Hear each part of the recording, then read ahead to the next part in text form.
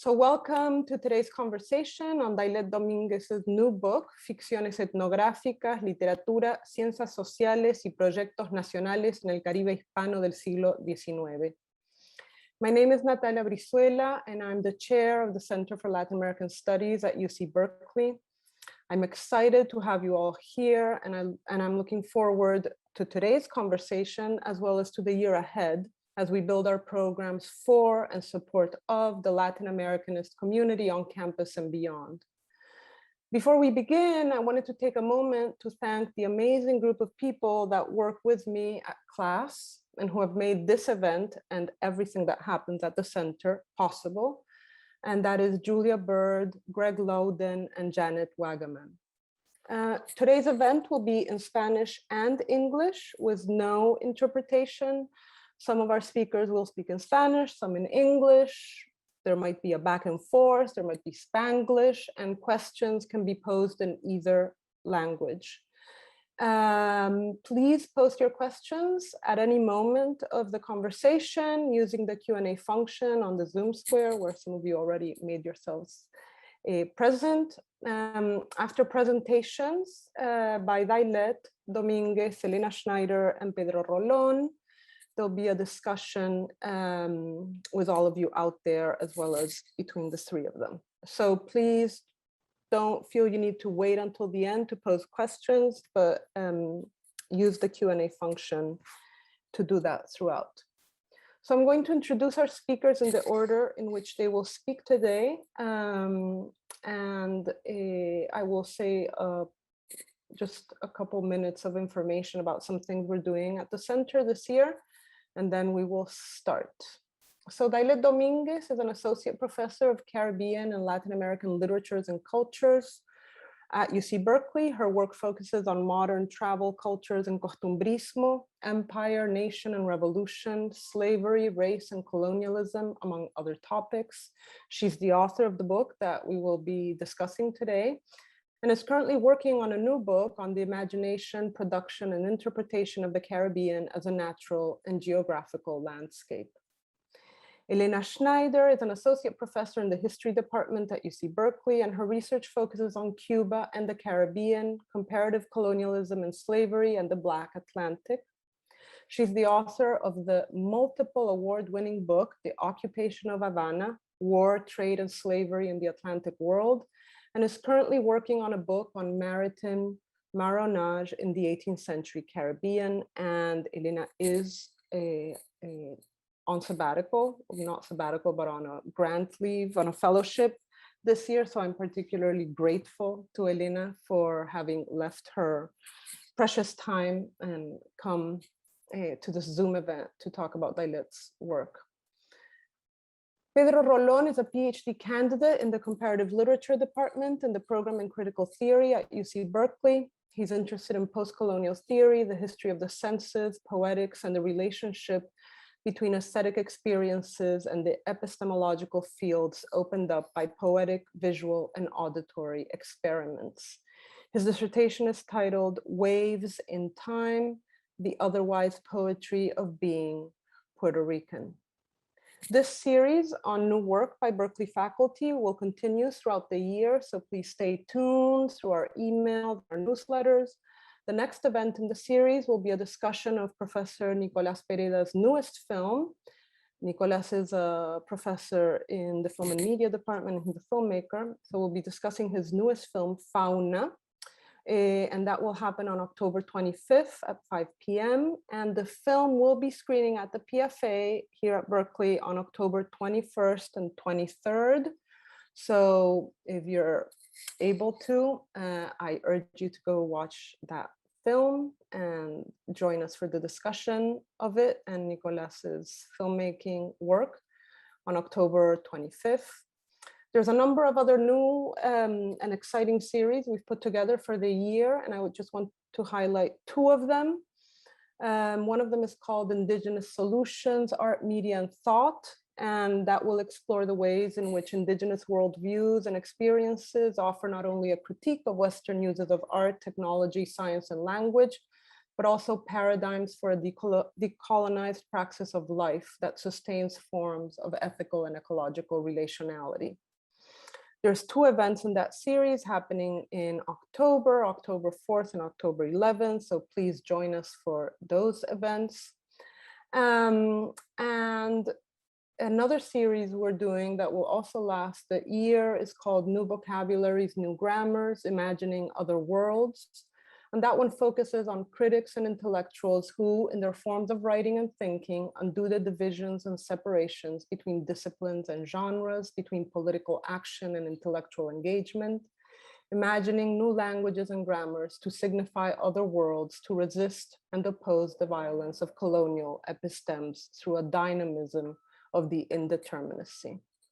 So I just wanted to let you know about some of our events. I'm very excited now to pasarle la palabra a Dailet, y después de eso sigue Elena y después Pedro. And we'll be back and again use the Q&A function to share thoughts or questions for any of the panelists. Muchas gracias Natalia por la presentación, por organizar el evento, a ti y a todo el equipo de clase, y es un placer estar acá con todos ustedes, con Elena, con Pedro y con los que nos acompañan.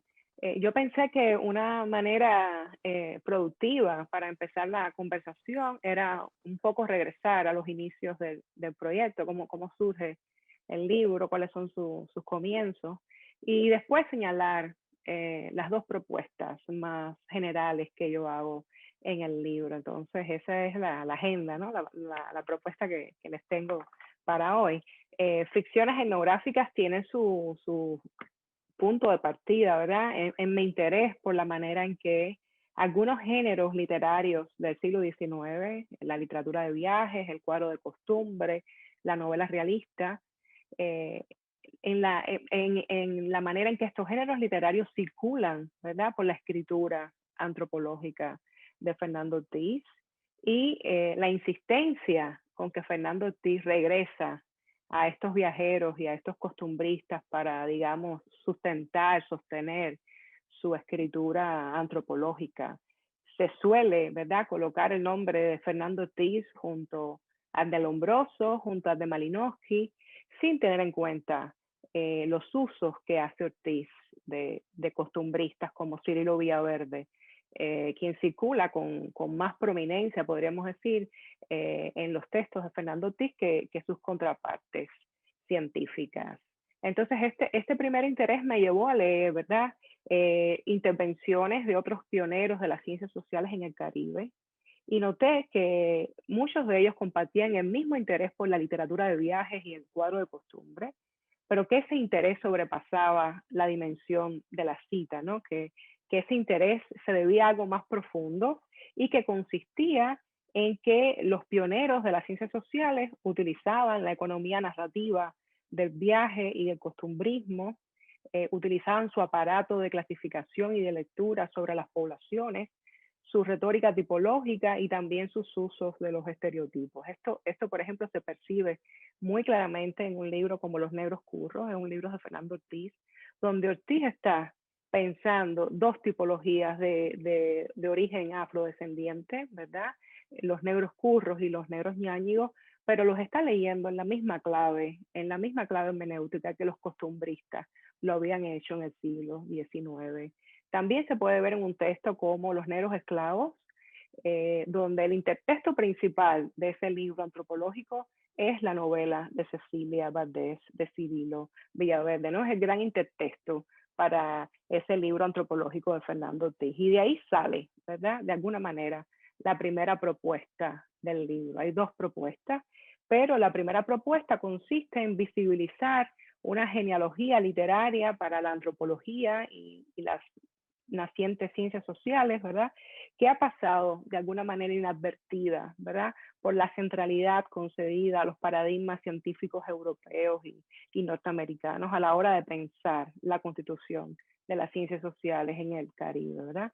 Y en el libro precisamente me dedico a eso, ¿no? Estudio la importancia de estos géneros literarios del siglo XIX para la constitución de las ciencias sociales como práctica y discurso moderno, Y la idea es que la antropología y las materias vecinas, la sociología, la arqueología, comienzan a construirse un lugar de enunciación, un campo discursivo diferenciado a finales del 19 y principios del 20, pero en estrecha relación con estos géneros literarios del siglo XIX, la literatura del viaje, el cuadro de costumbre y la novela realista del siglo XIX. Y la pregunta es, ¿por qué se produce esta empatía, verdad?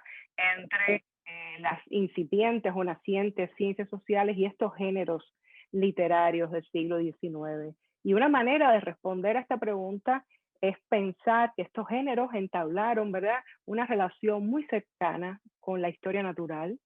La historia natural había sido el saber por excelencia en el siglo XIX, y los viajeros y los costumbristas se legitimaron, se convirtieron en testigos fidedignos del mundo, ¿verdad?, en base de reapropiarse de las estrategias de representación de la historia natural, ¿no? Y esta retroalimentación o este intercambio les dio una solidez y una validez a los viajeros y a los costumbristas que hace posible leerlos, ¿verdad? Como la genealogía del antropólogo en el Caribe. Y esa es la lectura que yo hago de estas dos figuras en el libro, ¿no? Pensar al viajero y pensar al costumbrista como la genealogía del científico social.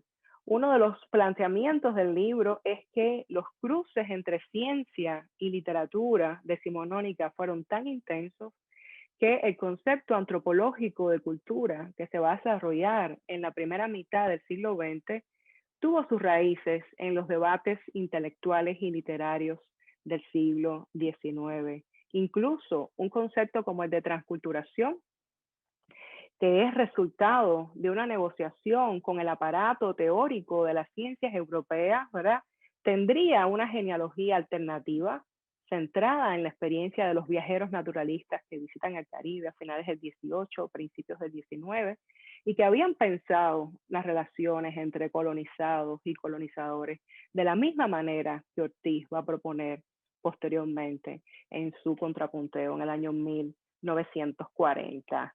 Entonces, una manera de resumir, ¿verdad?, esta primera propuesta del libro es pensar la forma en que las nacientes ciencias sociales se organizan alrededor de las premisas y de la antropología de estos géneros literarios, pero una vez institucionalizadas, van a desautorizar la validez científica de estos géneros, ¿no?, con el objetivo de validarse ellos en la esfera pública. Y en el libro rastreo ese doble movimiento, ¿no?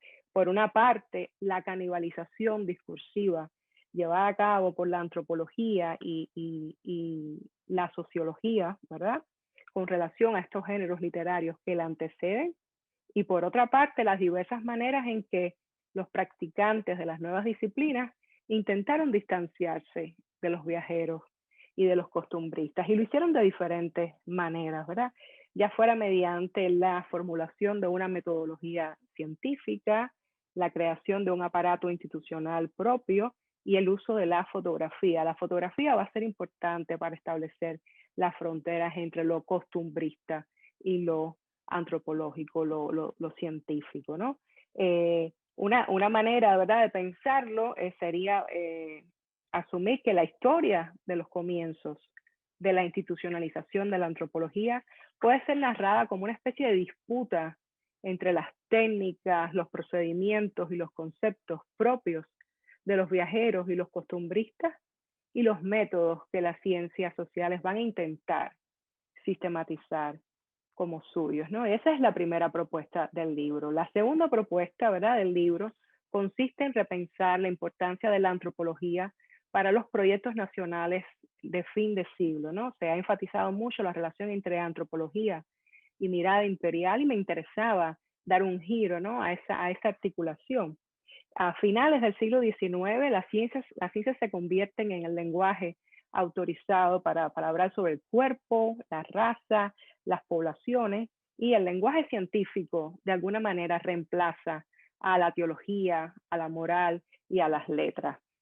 Y es en ese contexto que las ciencias pasan a ser la manera más efectiva, ¿verdad? Esto es uno de los planteamientos que hago en el libro, la manera más efectiva para consolidar los proyectos nacionales de índole autonomista, para organizar el tránsito hacia ciudadanías modernas y para socavar los postulados de degeneración climática y racial asociados con la región, ¿no?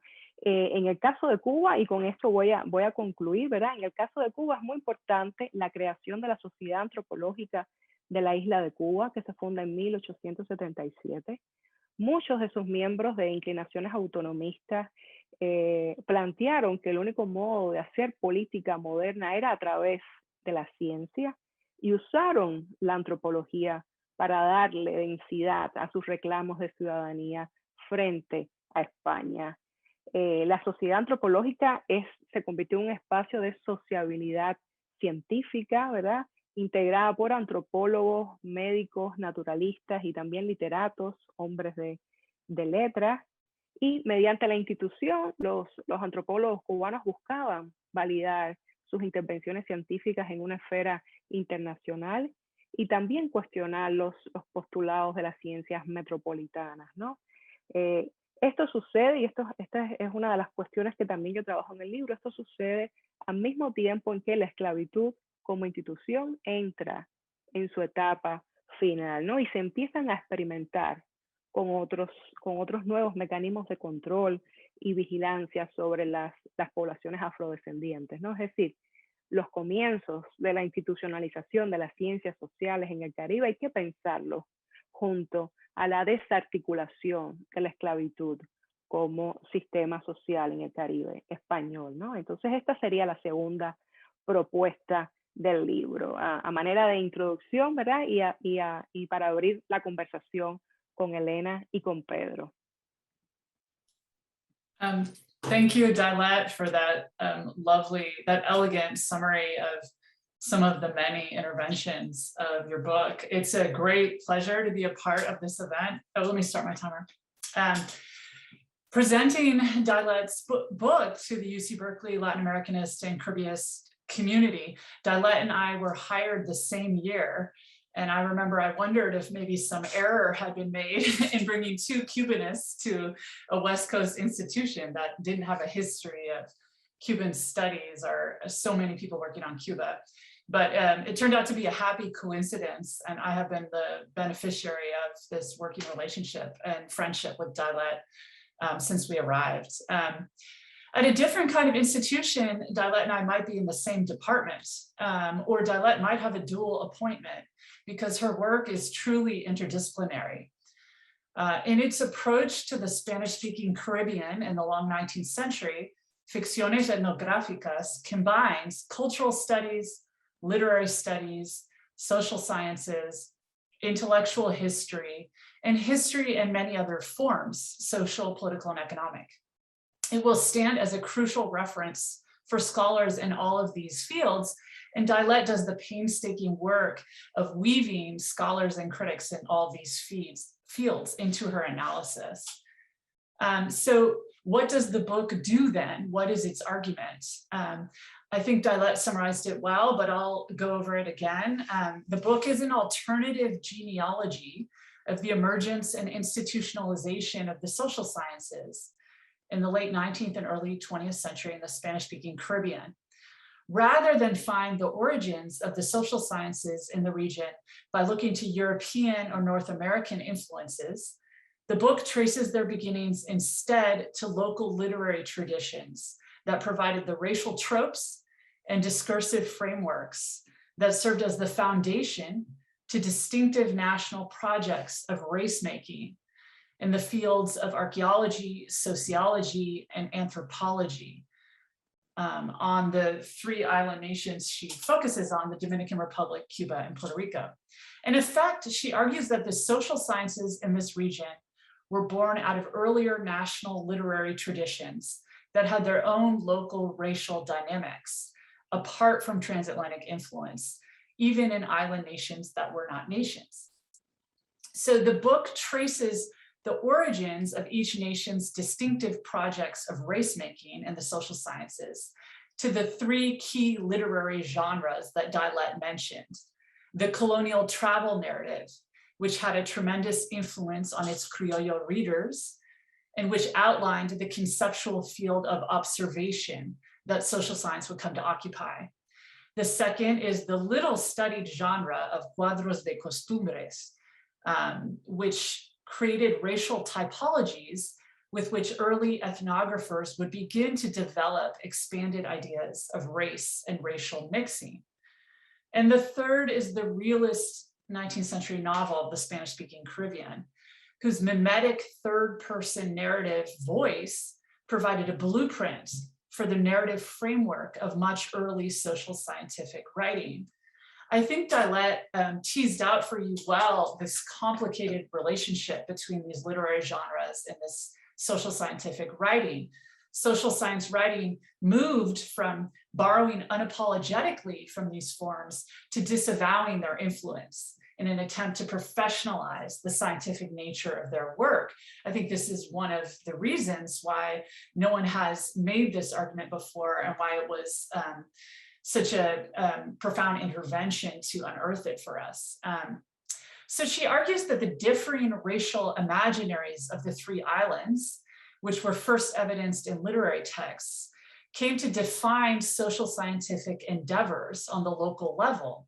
So in the Dominican Republic, the social sciences focused on the figure of the native, the indigenous, the Indio, to the elision of any African cultural influence. And this led the nation's elites to privilege archaeology and a methodological focus on the past.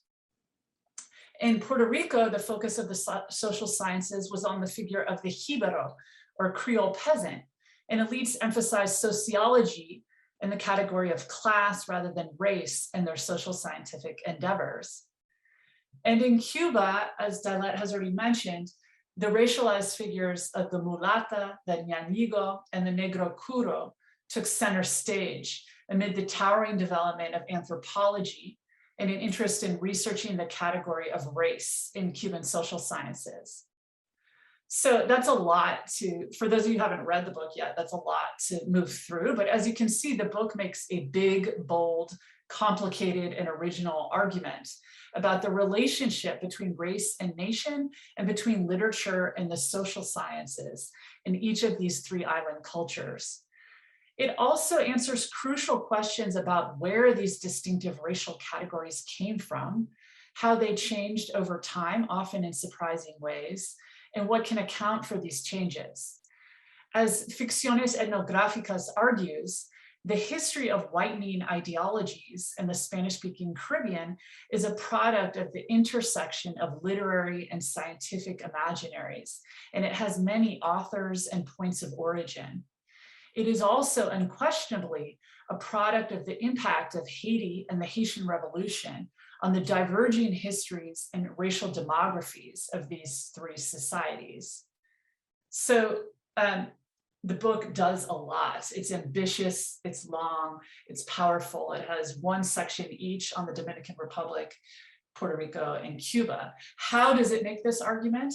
I would say, first of all, through many, many years of thankless labor, through late nights, burning the midnight oil, through a tremendous amount of reading in a variety of genres and disciplines. But effectively, the book performs a discourse analysis over more than a century of texts in French, English, and Spanish. And it makes a sort of cultural longue durée argument about the Hispanic Caribbean and the origins of these racial typologies that were central to nation-making projects. She takes a deep dive into arcane literary genres so that we don't have to. And what I perhaps admire most about it is the cleverness of her choice to perform a literary analysis of foundational works of social sciences in the Caribbean, such as Fernando Ortiz's early works, Los Negros Curos and Los Negros Esclavos. She does this, a literary analysis of social scientific texts, while at the same time taking seriously the social scientific content and aspirations of literary genres usually dismissed on those fronts. So colonial travel literature, costumbrista fiction, and the 19th century novel. It is a clever and surprising move that pays tremendous dividends. So what is most admirable about this book? Some points that I've already mentioned. It is a truly interdisciplinary project, and it is striking to observe the range of references to criticism and scholarship in multiple fields by scholars writing in English, Spanish, and French in the US, Europe, the Caribbean, and Latin America. I take this book as a model on that front of breadth of engagement. The scope, chronological and geographic, is remarkable. Chronologically, the book covers cultural production from the late 18th century to the early 20th century in such a wide variety of textual genres.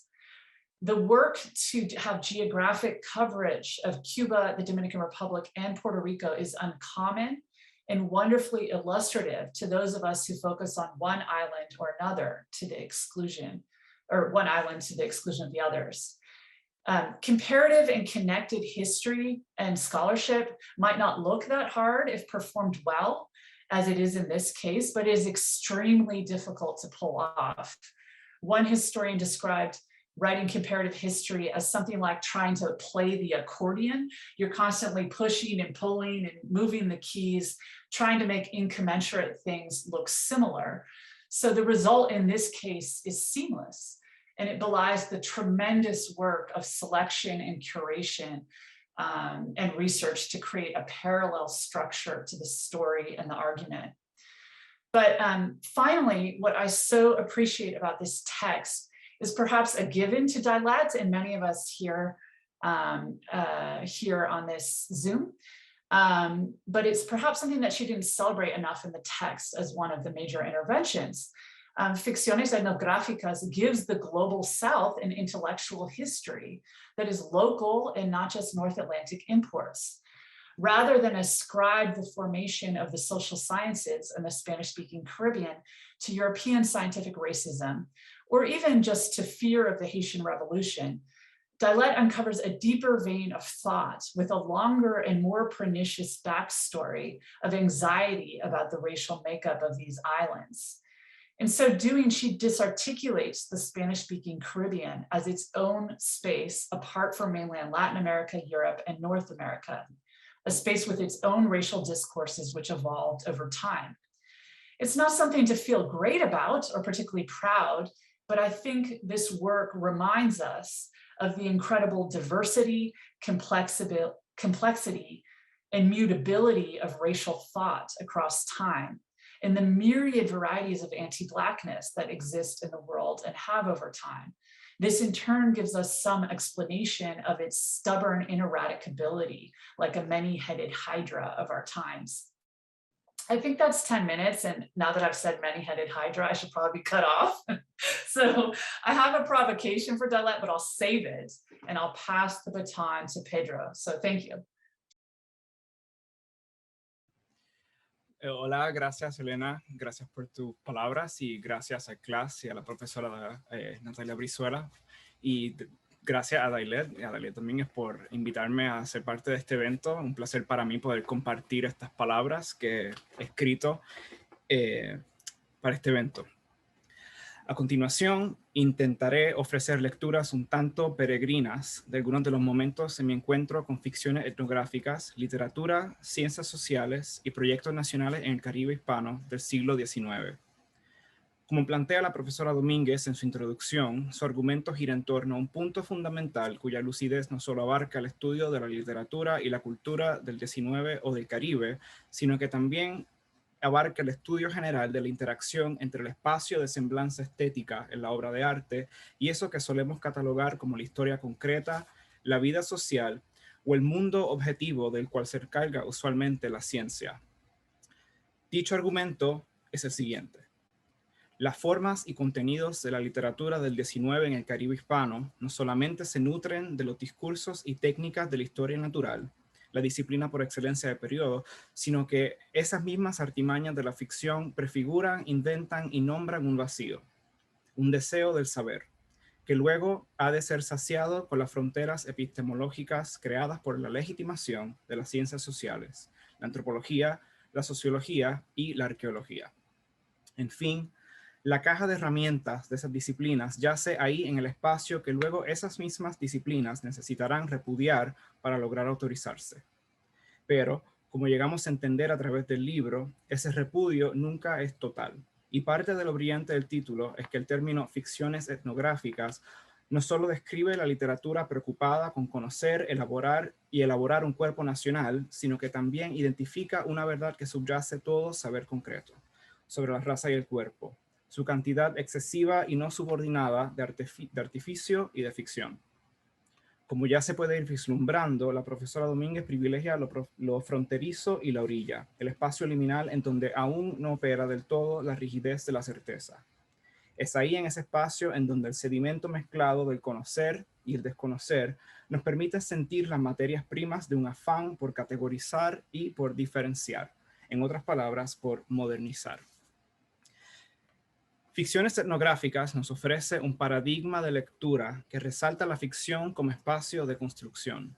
Su argumento nos permite una lectura que localiza en el archivo una voluntad de construir e inventar el espacio autóctono y diferenciado del Caribe, hecho que me remonta al contexto en el cual tuve la oportunidad de ser estudiante de la profesora Domínguez por primera vez en un seminario cuyo título era La invención del Caribe. Cito aquí de la introducción. Habría que enfatizar que la antropología no solo fue una herramienta central en la articulación de las políticas imperiales, sino que junto a la sociología y la arqueología desempeñó un papel fundamental en la configuración de los proyectos nacionales a finales del XIX y principios del XX. Fin de cita. Es decir, que el Caribe, como categoría moderna, comienza a ser y saberse, ya que saberse constituye la producción coetánea de un ser, una posición ontológica en torno a la cual gira un conocimiento, utilizando, o mejor dicho, canibalizando el detrito conceptual y sensorial en la estela del proceso que observa, mitifica y luego racionaliza a esas islas extrañas que habitan los umbrales de varios imperios y el quiasmo de innumerables intentos por disciplinar sus cuerpos y sus territorios. Otro punto medular en ficciones etnográficas lo es el énfasis en el sensorio, especialmente el sentido de la visión para estos proyectos de invención caribeña. Aquí comparto otra cita. La historia de la institucionalización de las ciencias sociales podría ser narrada como una disputa entre las técnicas, los procedimientos y los conceptos propios de los relatos de viajeros y costumbristas y los métodos que las ciencias sociales intentaron sistematizar como suyos. Fin de cita. Lo que entra aquí en pugna es quién y de qué discurso logra ver y escuchar al Caribe con más veracidad y más autoridad. En esa discusión, la contribución de la profesora Domínguez para nuestras disciplinas es imprescindible.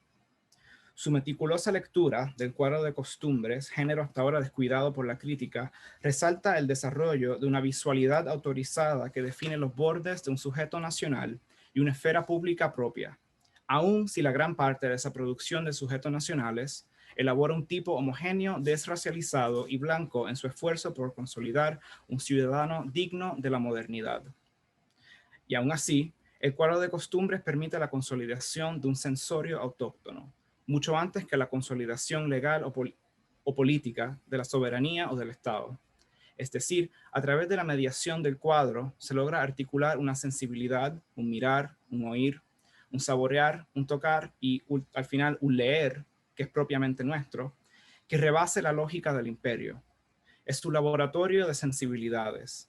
Y ahí se experimenta con lo propio para separarlo de lo ajeno y de este modo deviene en una de las escenas fundacionales de lo caribeño, en toda su complicación y su opacidad. Y ahora, para pasar de la oferta conceptual del libro hacia islas más conocidas, paso ahora al caso de Puerto Rico, mi tierra natal.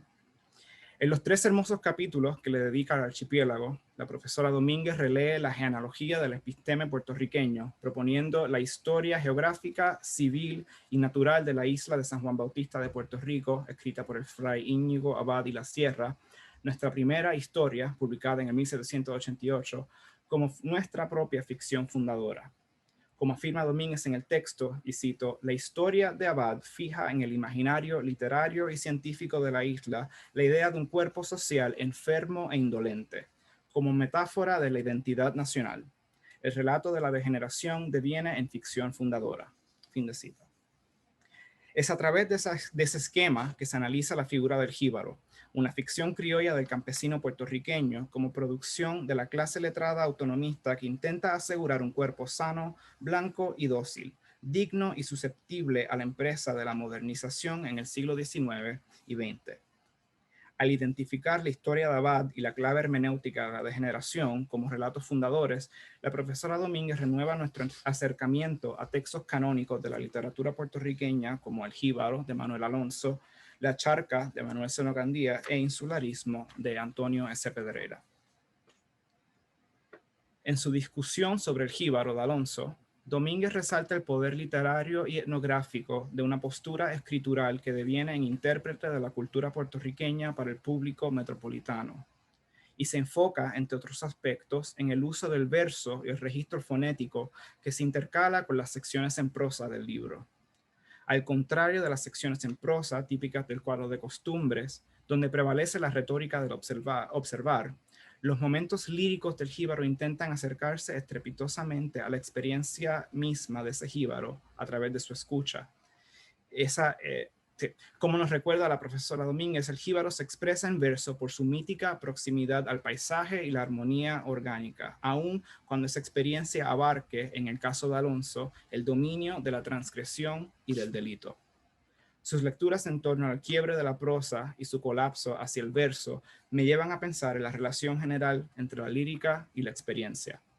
Esas puestas en escena del contenido epistemológico de las partes en prosa se transmiten en forma oral del verso para así sugerir una proximidad sensorial a la realidad inmediata de la escucha puertorriqueña. De este modo, el cuadro de costumbres en Alonso es también una realidad virtual, una simulación sonora y una ciencia ficción.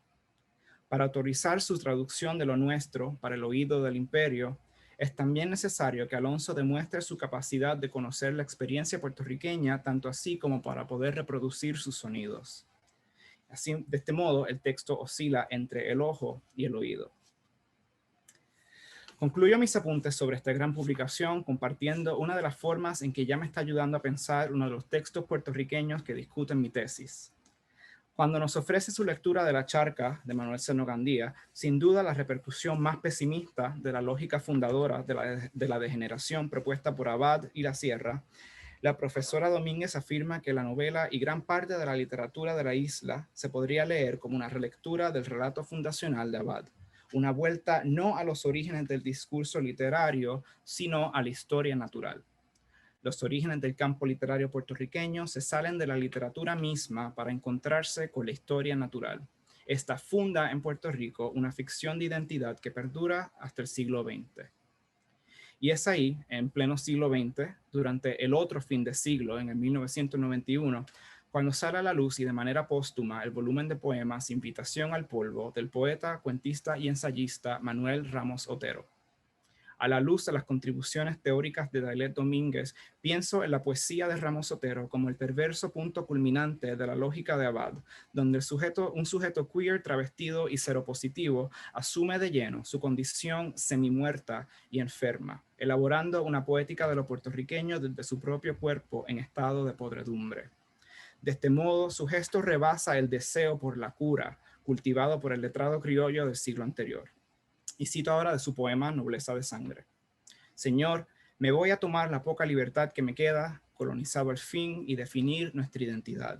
Que nos llamen sidosos de una vez y por todas. El resultado, entendido en el marco de la degeneración, es una afirmación de la insondable e indisciplinada sustancia de lo puertorriqueño. El SIDA se reclama como metáfora para lo puertorriqueño, no como propuesta pesimista sobre el pueblo destinado a la muerte, sino como afirmación de la erosión, la impermanencia y la deriva como forma ontológica y políticas factibles, en un archipiélago en donde colapsa toda propuesta de permanencia nacional, donde al final todo se lo lleva el mar. Ramos Otero, más que nada, esboza otras formas de repensar la temporalidad de la podredumbre y de la enfermedad en Abad, en contra del grano de su patología. Me pregunto, ¿de qué otras maneras podemos seguir leyendo momentos clave de ambos siglos en Puerto Rico y en el Caribe, sondeando temporalidades y formas de vivir en común a las antípodas de las premisas de nuestra propia patología fundadora? Gracias.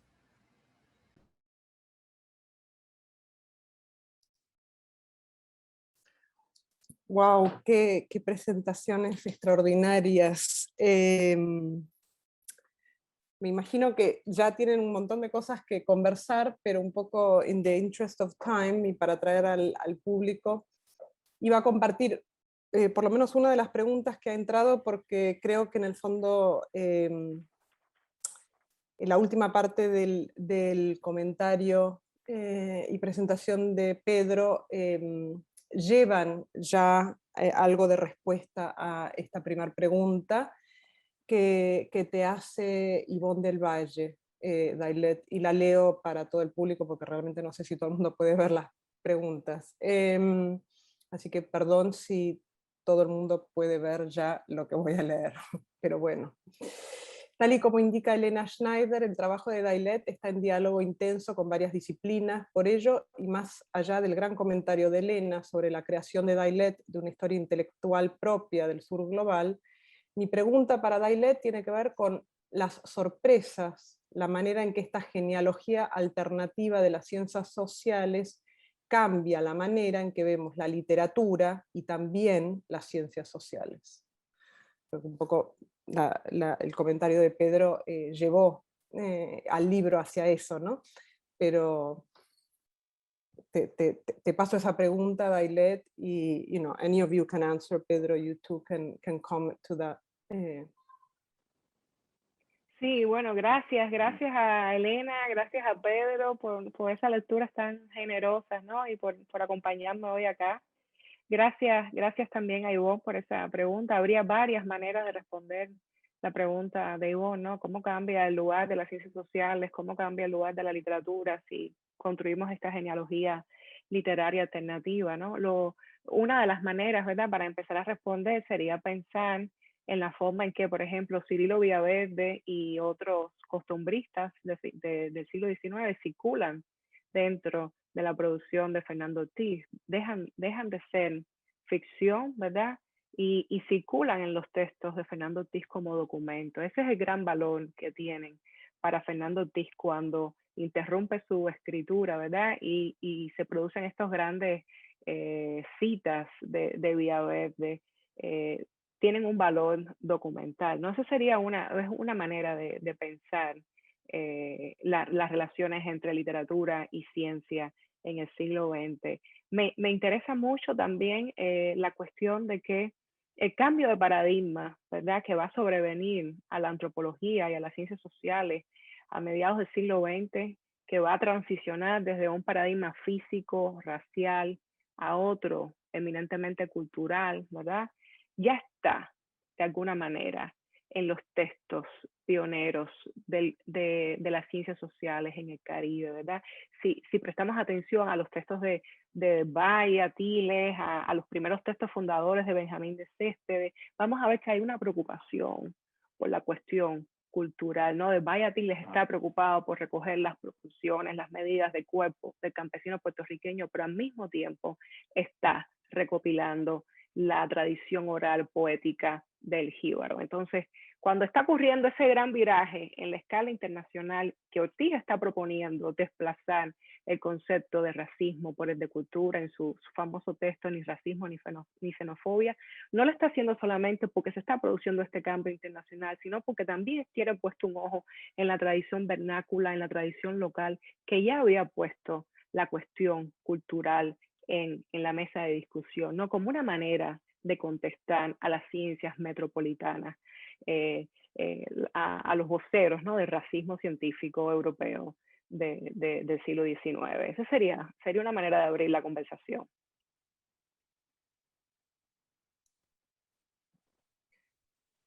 Pedro, ¿querés decir algo al respecto? Aunque obviamente la pregunta era para Dailet y Dailet acaba de responder, pero no sé si había algo que querías agregar.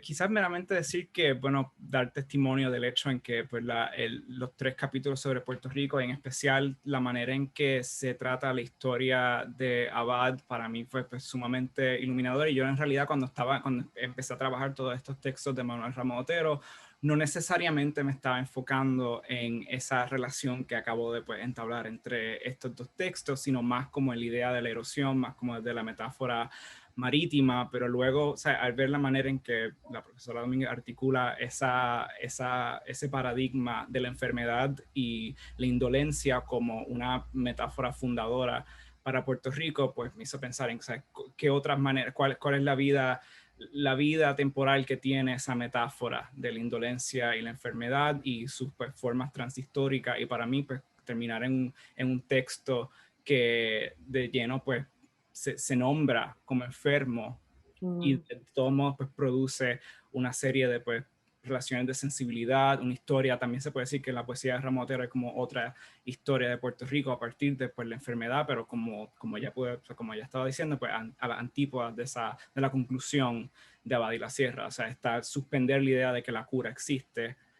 Obviamente, pues, nuestra relación al SIDA ha cambiado desde entonces, pero pues por lo menos desde la posición ontológica en que está escribiendo Ramos Otero, siento que ahí están pues el afterlife, como quien dice, del texto de Abad y la Sierra. Así es que para una persona que está, ¿sabes? Este capítulo sobre Puerto Rico es bastante del siglo XX para mí.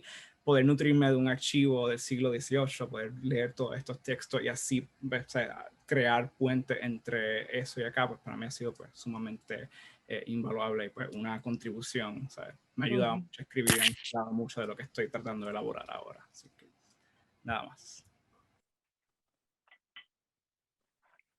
Dailet, no quiero silenciarte si le querés responder a Pedro o Elena, si querés participar de esta pregunta, de la respuesta a la pregunta de Ivonne.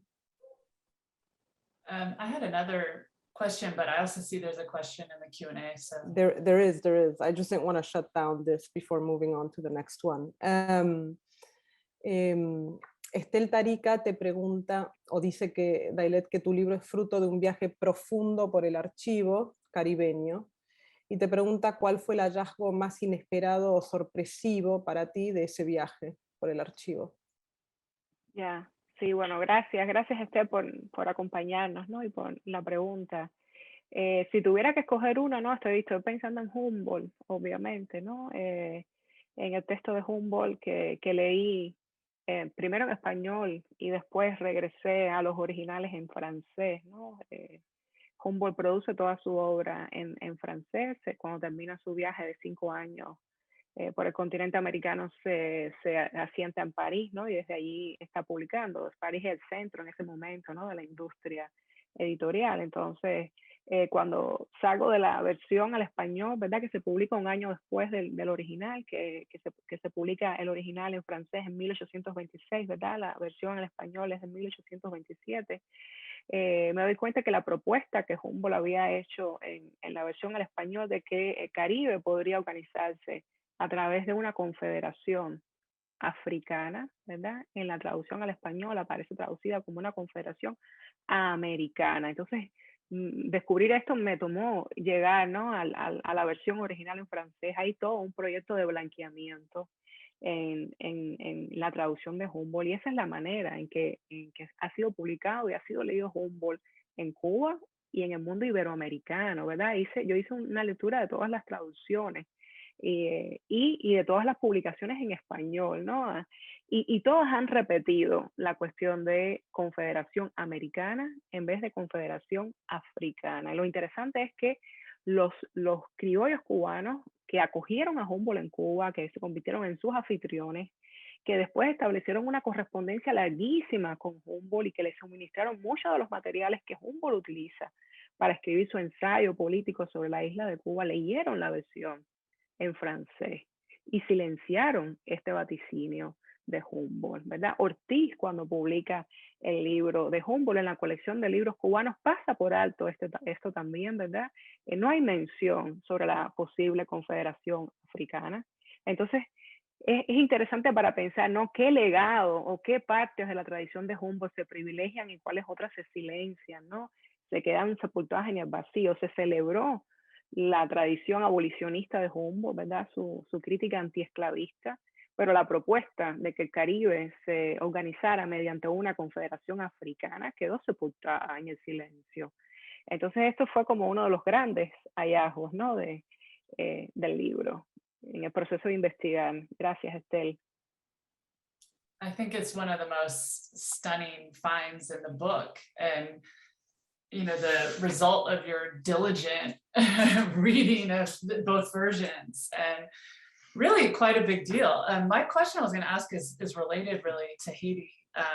The book is about Cuba, the Dominican Republic, and Puerto Rico, but also about Haiti. Haiti figures prominently in the introduction, the Dominican Republic chapter, the Cuba chapter, and it is the epilogue.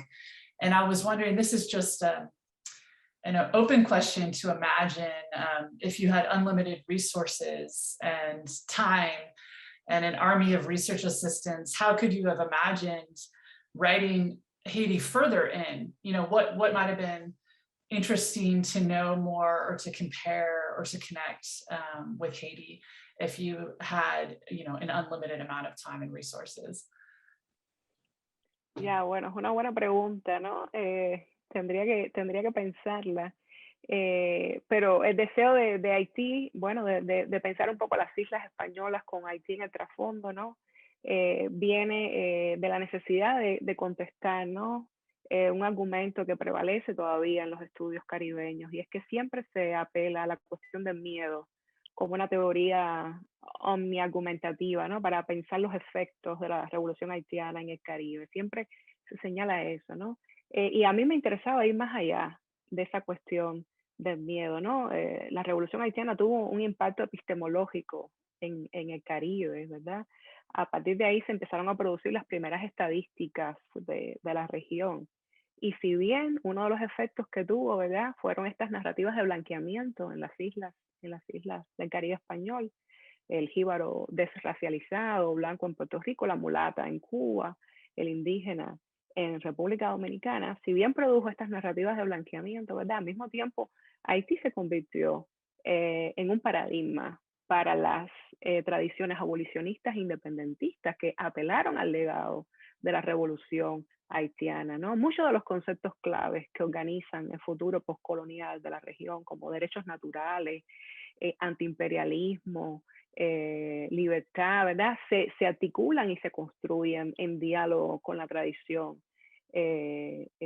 intelectual haitiana, ¿no? Entonces esto me parecía importante rescatarlo, ¿no? Ir un poco más allá de la cuestión del miedo, que es lo que siempre se apela a la hora de pensar Haití. Por eso cierro la parte de Cuba, ¿no? Que con la discusión del antropólogo haitiano Antenor Firman, su libro, el libro que publica como respuesta a Gobineau, es tema de discusión dentro de la Sociedad Antropológica de Cuba, ¿no? Y cierro la discusión y el libro con ese diálogo, ¿no? Con esa recepción del libro dentro de las élites cubanas. Well, I think you do really complicate Fear of Haiti. It reminded me of the same work that Ada Ferrer does in Freedom's Mirror, especially in the early parts of the chapter on the Dominican Republic. There's a real complexity of reactions to Haiti that aren't just knee-jerk anti-Blackness, that you really show us, a very evolving type of thought about Haiti, and it. So I think you already do that, but thank you, Della. Sí, no, una de las cosas que para seguir esta conversación y que también podría servir para responder nuevamente a la pregunta de Estel, es que en la parte de República Dominicana, una de las cosas que más me sorprendió, que yo encontré investigando y leyendo materiales de autores haitianos, es que a diferencia de lo que Sybille Fisher plantea en su libro, de que la revolución haitiana fue negada, fue rechazada, ¿no? El paradigma ese modernizador fue silenciado, ¿no? Los criollos dominicanos, cuando decidieron formar parte de la República de Haití en 1822, lo hicieron con el consenso, ¿verdad? De unirse, porque la revolución haitiana era la esperanza de abolir la esclavitud en República Dominicana. Entonces esa es una de las lecturas que yo hago en el libro, en la parte de República Dominicana, ¿no? Leer un poco a contrapelo de la tesis de Sybille Fisher, ¿no? La modernidad de la revolución haitiana no siempre fue rechazada, no siempre fue negada. No hay que simplemente utilizar el psicoanálisis, ¿verdad?, para reconstruir estos trazos de la revolución haitiana. El archivo está ahí, lo que hay es que meterse en el archivo y encontrar esas alianzas entre dominicanos y haitianos. Dailet, yo te quería preguntar, y esto vuelve de alguna forma un poco indirecta a la pregunta que te planteó Ivonne, y tiene que ver con, al comienzo de su presentación, Elena habló del libro como truly interdisciplinary, y Pedro al comienzo de su presentación habló sobre el espacio liminal, ¿no?, que va trazando el libro y que ofrece el libro como paradigma de lectura, ¿no?, el espacio liminal. Y entonces yo quería preguntarte ¿cómo ves vos a través de todos estos años que has pasado en el archivo del 18, del 19 y entrando en el 20, se podría elaborar una especie de teoría de lo interdisciplinar o de lo liminal, como tal vez característico por lo menos del Caribe y de sus producciones? Y si ese fuera el caso, ¿cómo se conceptualizaría eso, ¿no?, basado en un trabajo de archivo?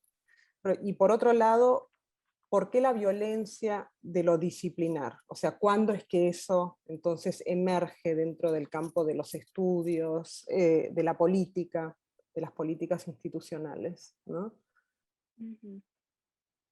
Bueno, es una pregunta que yo creo que tendría que empezar a pensar, ¿no? En Natalia, para contestar tu pregunta, los cruces entre lo interdisciplinario, ¿verdad? Y cómo formar una teoría de ahí. Lo que me interesaba, repito, lo que me interesaba, ¿no? No sé si pueda contestar tu pregunta, pero lo que me interesaba era rescatar esa tradición vernácula local, eh, como un espacio, ¿no?, de reapropiación y de conversación para los futuros antropólogos, los futuros sociólogos, ¿no?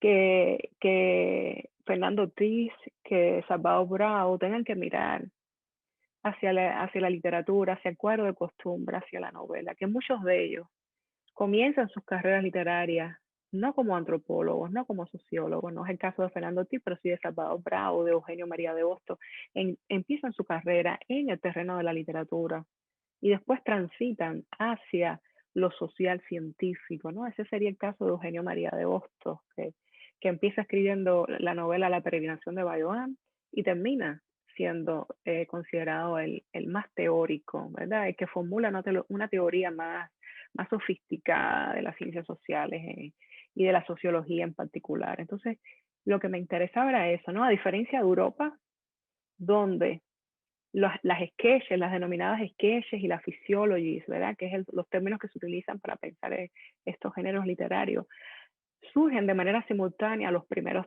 intervenciones sociológicas y antropológicas.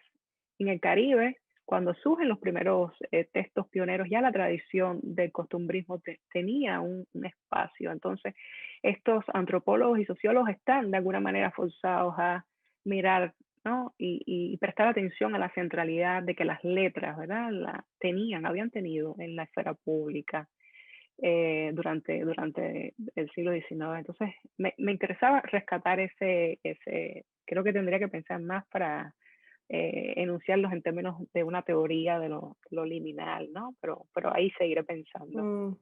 Sí, porque pensaba, por ejemplo, en Carpentier, ¿no?, y en la noción de lo real maravilloso, donde en el fondo, digamos, uno podría argumentar a partir de la lectura de tu libro que Carpentier está apuntando hacia eso, ¿no?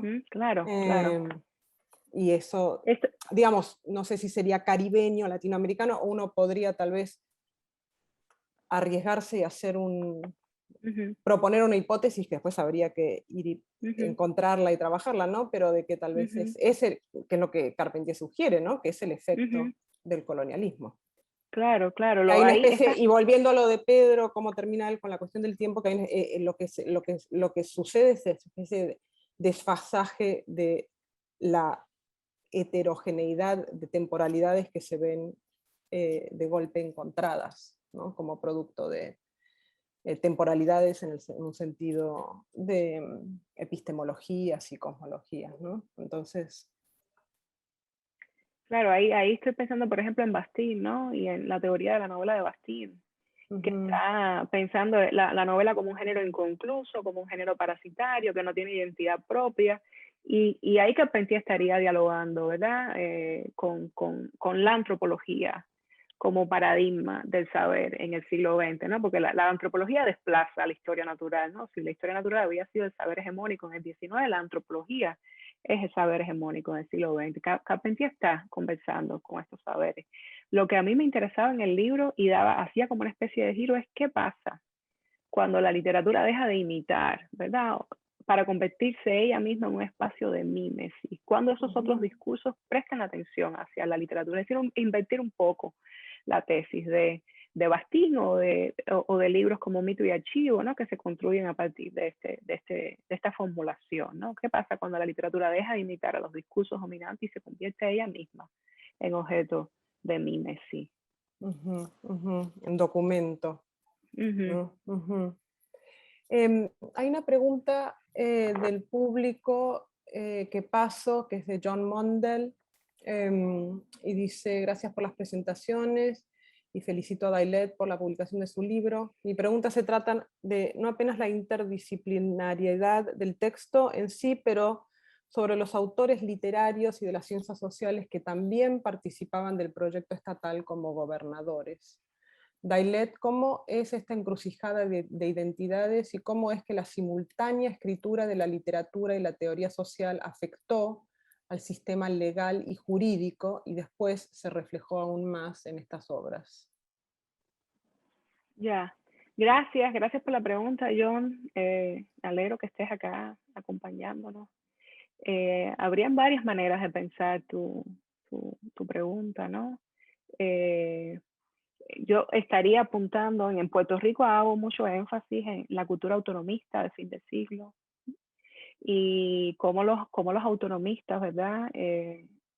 Utilizaron los saberes de las ciencias sociales para impulsar sus proyectos de reclamo frente a España, ¿no? De incorporación a España como provincia y el reclamo de ciudadanía, ¿verdad?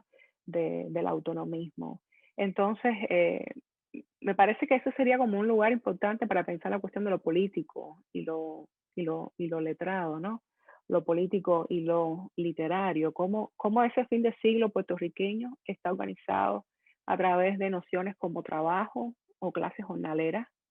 La noción de clases jornaleras, por ejemplo, que se impulsa tanto desde la literatura como desde las ciencias sociales, ¿verdad? El autonomismo le da como una supercoherencia a las intervenciones científicas y literarias puertorriqueñas. Y el énfasis en la noción de clases jornaleras permite sobrepasar la cuestión de lo racial. Permite sobrepasar la cuestión de lo blanco, lo negro, ¿verdad? El odio, las castas, estas primeras formulaciones de Abad en su historia. Entonces, es muy interesante, ¿verdad? Que utilicen la sociología que permite enfocarse en la cuestión de clase social y no racial, ¿no? Por eso es que se privilegia, ¿no? La sociología en Puerto Rico y la antropología, y el primer tratado antropológico de Bayatiles queda después casi olvidado, ¿verdad? Porque tiene un énfasis en la cuestión racial que no era prioridad, ¿verdad? Para el movimiento autonomista. Pero eso sería una de las formas, ¿no? De pensar la relación entre lo político y lo literario. La cuestión de las leyes, el autonomismo fue muy importante en la cuestión legislativa, ¿verdad? Y se llevó a cabo a través de una empresa transatlántica y a través de la publicación de muchísimas revistas españolas, puertorriqueñas y cubanas, ¿no? Tal vez la cuestión de la ley se pueda pensar también en las publicaciones de fin de siglo. Pedreira tiene un excelente libro sobre esta cuestión. A lo mejor si te interesa, podría serte útil buscarlo.